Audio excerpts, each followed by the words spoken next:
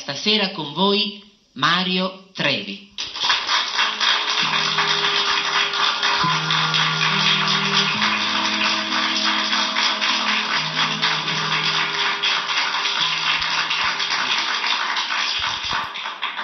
Ecco, io vorrei iniziare con dare la buonasera ai telespettatori e nello stesso tempo dire quello che hai detto tu, caro Landini, che noi siamo veramente spiaciuti di lasciare Canale 21 perché siamo arrivati all'ultima puntata. E che volete, noi non possiamo stare sempre qui a Canale 21 a fare delle trasmissioni televisive, siamo contenti da un lato, però d'altro canto noi abbiamo i teatri di tutta Italia che ci aspettano con il nuovo spettacolo quale è a Befana. E io vorrei ringraziare voi per l'ascolto di tutte queste 5 settimane e nello stesso tempo vorrei ringraziare anche Canale 21 che mi ha dato la possibilità di stare per circa 50 giorni nelle vostre case attraverso la televisione. Vorrei ringraziare l'equipe di Canale 21, i tecnici, il cameraman e il regista e tutti quanti.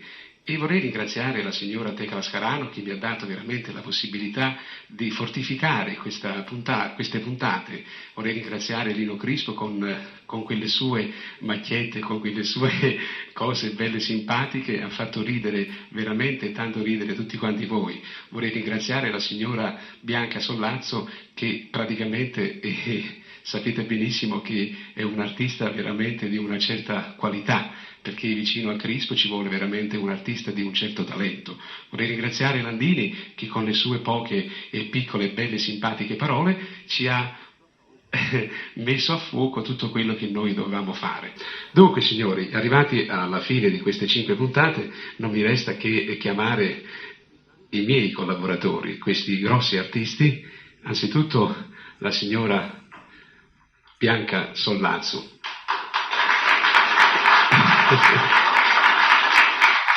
Signora, grazie anche a lei per la sua partecipazione.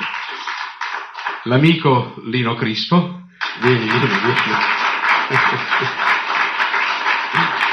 Benissimo.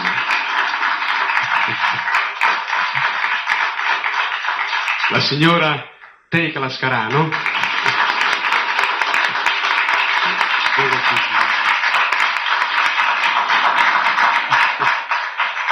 E l'amico Landini, vieni Landini, vieni.